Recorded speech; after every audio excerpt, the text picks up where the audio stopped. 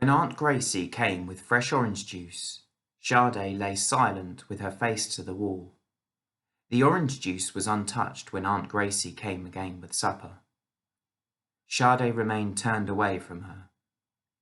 Aunt Gracie gave up, taking the plate of chicken and rice back downstairs. I deserve to be punished, Sade thought.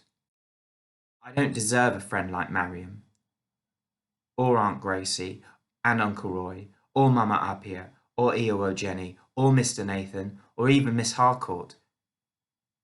Everyone who had tried to help, one way or another, had actually been deceived. They thought she was worth helping. Even Papa was deceived. Sade! News! Sade heard Femi's shouts. Tunnelling further into the bed, she ignored them, and the thumping footsteps up the stairs.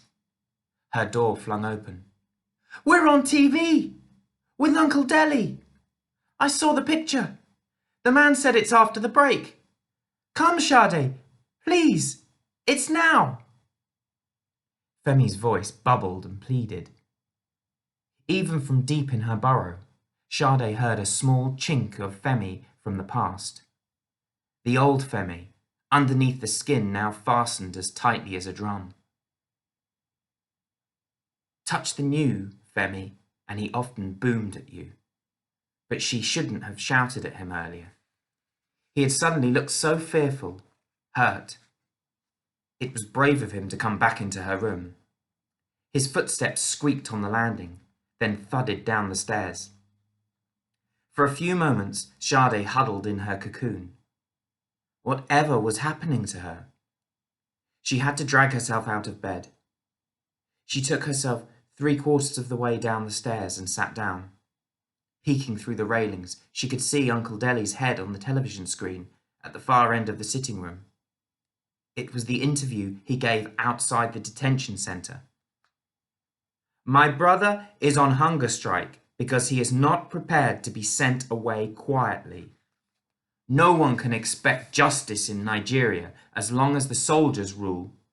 They hate my brother because he writes the truth. Every week they send threats. But he refused to give up. Now he has paid a terrible price. His wife has been killed, and for weeks his children were lost to him when he sent them to England. The Home Office says it has no record of them, but they are here. The camera swung to her and Femi. Femi was frowning while she looked so calm. My brother came to Britain seeking help.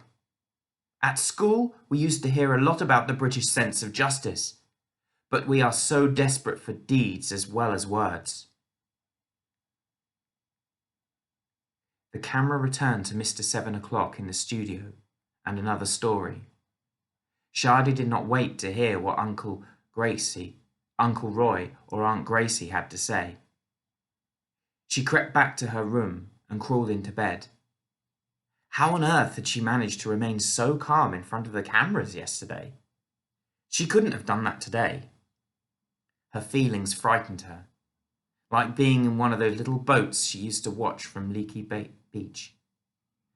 As if far away from land, she had been skimming over the waves that suddenly turned on her, whipping and lashing her so wildly that they seized her oars and threatened to sink her. When the telephone rang, Sade knew it must be Papa. If she pulled her quilt over her head, Aunt Gracie would think she was asleep and leave her alone.